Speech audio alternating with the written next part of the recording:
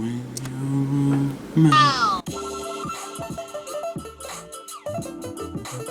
hi, how you doing out there, you lovely viewers?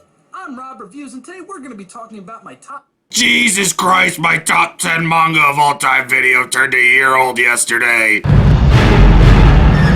That means I need to do a holla. Let's get it going. So on July 10th of 2016, I did my very first video on YouTube, and that was called Top 10 Manga by Rob Reviews. And in that year, since July 10th to today, July 11th, I have picked up a whole bunch of new manga. I've reread a whole bunch of my older manga, and I've found new loves and new things in things that are newer and things that are older. So this list is very somewhat different from the last time. And I'm not going to be doing page excerpts or anything because some of these I've already talked about and most of these I've already talked about in the channel as well. I guess you could say this is a lazy retreading of something that I've already done before. But anyway, let's get started. Number 10. Now this series is very, very new in my collection. It only has 2 volumes out right now, but those 2 volumes in and of themselves have truly and totally surprised me. They have impressed me, both in their artwork and their storytelling, and they've done that so very well that I don't even know how they end, and they're already on my top 10 favorite list. So without further ado, number 10 is The Girl from the Other Side. This started out as a random blind purchase. I had no idea what I was getting into, but from the cover art alone, I knew that I would love this story. It's like an old school fable kind of a manga, and that's what I really, really like about it, both in its artwork and in its story. It's interesting, the characters are extremely interesting, and I already know that when this does eventually end, I am probably going to cry my body weight in tears. Number 9. Number 9 is a returning title from my top 10 favorite manga from 2016. I don't think this title will ever leave my list ever, so get used to seeing it a whole lot whenever I do these every year. If I keep doing these every year. Maybe I'll skip a year, but whatever. Number 9 is Rurouni Kenshin. Do I even need to explain myself? It's Rurouni Kenshin, one of the greatest action romance stories of all time, which is getting some new chapters very soon, and I can't freaking wait. This series is fantastic. The series is beautiful. I actually finished rewatching the anime and all of its movies, both live action and animated. My love for Rurouni Kenshin is forever engraved into the linings of my heart. Every single character, every single arc, every single everything, every me and every you about this manga, this series overall is fantastic. Number 8, I talked about this in my manga collection video, and since then I've actually gone back and reread this entire manga, and I plan on starting the anime up very, very soon. This series, even in my manga collections video, just looking at the cover again really just blew my mind and made me feel. And that series is Black Cat. Hired guns, gunslinging, revenge, romance, friends, food, paying the bill. Black Cat has it all. Breathtaking artwork, beautiful character arcs, a story that actually knew when to end when the ending was needed. Black Cat is a solid classic in my book, and I'm so glad that I took the time to reread it again because I remembered how good it was, but I really didn't remember how good it was until I started reading it again. I'm actually very, very excited to see its anime adaptation because I've heard that they've stuck to the manga very, very well, both in character and story and in artwork and everything else overall. Like, I've heard it's a really, really, really great anime and it sticks to the manga very, very well, so soon, Train and Sven, soon. Number 7 is a new book that I got this year. As for its origins and how I found out about it, I still think it was from an Anime Man episode. I knew this book was going to break me, and break me it did.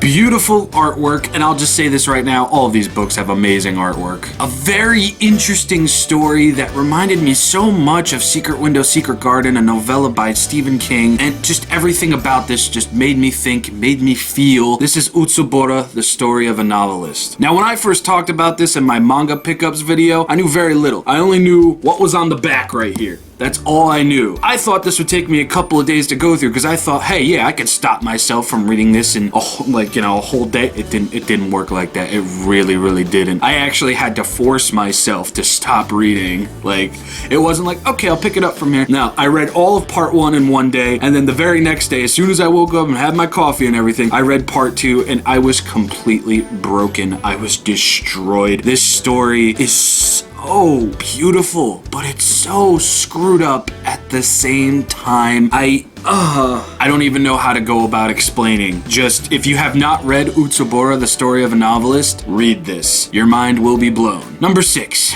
Number 6 comes from a writer and an artist that had a very big impact on my life as a kid. Still to this day, I hope that there is still some hope for this series yet somewhere in the future, be it an anime or some new chapters in a manga or even continuing on from its sequel series. I really hope that there is more of this manga, this title in my future. And that title is Shaman King. The manga ended abruptly. Hiroyuki Taki, I believe, is still on hiatus from Shaman King Flowers, the anime I've never seen the ending of. Shaman King is one of the most important titles in my life. Like I said with Rurouni Kenshin, will probably always be that important to my life. And I hope this series can see an official and very well gratifying end.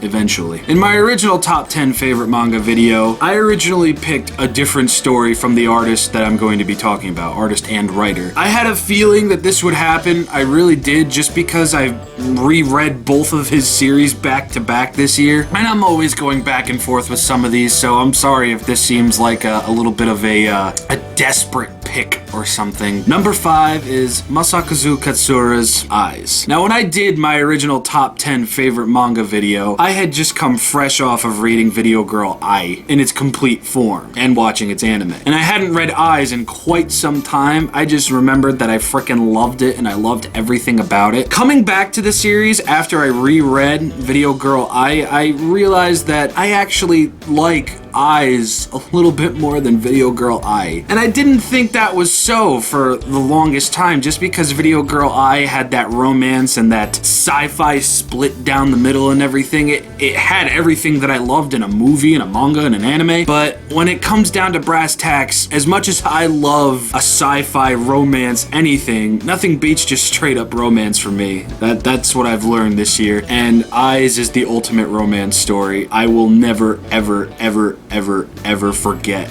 this series. I'll never forget how I felt reading the very first chapters in Shonen Jump, how I completely saw eye to eye with Ichitaka Seto. That feeling is still there today, and I don't think that will ever change. Number 4. Number 4 is actually a series that I only have one book out of its 11 volumes, and that's because my Barnes & Noble sucks. This series impressed me just from reading the very first book, and it actually encouraged me to read the rest online, and I actually do know how this series ends, and I do plan on watching the anime, even though its anime has been a here nor there with a lot of fans of the manga, and that is Flowers of Evil. This is not the most dark and twisted book on this list, but it is certainly not without its darkness and its twistedness. Blackmailing, relationships, it's honestly got a little bit of everything in it, and as I was reading this online, I actually got chills reading this. I really did. Because as great as this story is, there is so much wrong with it. Not like there's something inaccurate to the story or anything like that, there's just a lot wrong with this story. And not gonna lie, it did its job. It freaked me out. It made me go, oh my god! While reading it. The art is fantastic. The story is relatable to a degree. Not that I've ever stole some girl's gym clothes or anything like that, but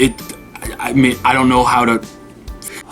Number 3 is from Junji Ito, and that is The Dissolving Classroom. As soon as a listing for this book was put on Amazon, I pre-ordered it, and that was almost a year before I actually got it in the mail, and I was not disappointed. Different interconnecting stories, different interconnecting characters, 2 of the same antagonists, and everything else under the sun, coupled with amazing art and a really messed up and great story in pure Junji Ito fashion. This is my favorite Junji Ito novel of all time. More than Uzumaki, more than Gyo, more than Fragments of Horror, more than anything that I've read from Junji Ito thus far. I still have to read Tomi and a whole bunch more. Dissolving Classroom is amazing. Kept me on the edge of my seat. Some of the art really made me queasy, and that doesn't happen to me very often. If you have not read Dissolving Classroom, and if you have not read anything from Junji Ito, start here, because it is so flippin' worth it. Coming down to the final two, and I think everybody probably knows what my first pick is. Number two, I wasn't expecting to actually be my number two. I'm so glad that I actually picked this up. I'm so glad that my Barnes & Noble actually got it in stock, because I don't know how long it would have taken me to actually finally, like, you know, order this off of Amazon, just because, you know, priority manga. If I knew then what I know now about this series, I would have gotten this book a long time ago. And that book is The God's Lie. A coming-of-age tale with a lot of elements in it that's not very coming-of-agey. Young romance, death, loneliness, emotion overall. I like this book so much that this was technically my very first manga review. If you have not read this, you are severely missing out on an amazing romance story with a whole bunch of twists and turns that are going to leave your head spinning. But I can't give God's Lie all that much credit for the spinning, because while it did leave my head spinning and my heart aflutter, this next book has left my soul destroyed, my heart broken, as well as leaving me completely satisfied with everything that's going on in it. You know what book it is. I promise you, you do. My number one favorite manga, probably of all time, probably for all of my life now, is Goodnight Poon Poon. What started out as what seemed like a very harmless coming-of-age tale with a little bit of edge to it, turned into a slice-of-life coming-of-age tale that goes right for your jugular, through the feels, and blows up your brain. This series is literally one book away from ending this year, and that is in September. I don't know what I'm going to do once this series is over. I really don't. I mean, there's a whole bunch of Inyo Asano books that I really want to get into and read, but I don't feel like I can until after Goodnight Poon Poon is done. This book has gone through so many different arcs. It's gone through so many different stages of Poon Poon's life to now to the point where I don't know how this is going to end, and that actually frightens me a whole lot. Like a lot. This series has done everything that the series I just talked about, but multiplied by 44. I just don't know how to describe it. Goodnight Poon Poon is in a league of its own. It's in a league above all of the manga that I've talked about, even the manga that's been with me since I was a young kid. Let me put it to you this way. I love this series so much that after the final book comes out, I'm literally going to spend $80 plus shipping on getting all 13 of the original Japanese novels, and then probably go back and try and find all the special editions of those novels as well. I love it that much. I'm willing to completely spend money on books that I already have just so I can feel more complete, because there really isn't any Goodnight Poon Poon merchandising, which is a sin. Wow, a year later, and here I am yet again talking about my top 10 favorite manga. It's weird how time flies like that. It really is. It doesn't feel like it's been a year. It feels like it's been more, actually. Crazy Calyx is a year old, my first video is a year old, and I'm a whole year older as well. But anyway, I have been Just Rob of Crazy Calyx. Hope you enjoyed this video. Hope you enjoyed my brand new top 10 favorite manga of all time. Are any of your favorite manga in this list? Let me know. Are any of your manga not in this list? Let me know. In the comment sections below, we can have a discussion about manga, even though that doesn't really happen all too much. I have a marathon of weekly videos planned for August, and I'm actually going to start working on them very soon, just because August is quickly approaching. I've got to do a couple more Godzilla videos that's going to lead up until our Halloween special, so if I'm not posting a video every day, it's because I'm working on those videos, not because I've given up on my YouTube dreams, or, you know, I'm lazy playing video games somewhere or something. Hope you enjoyed. Hope you have a lovely day, afternoon, night, life day, whatever. And I will see you all next time. Bye, everybody.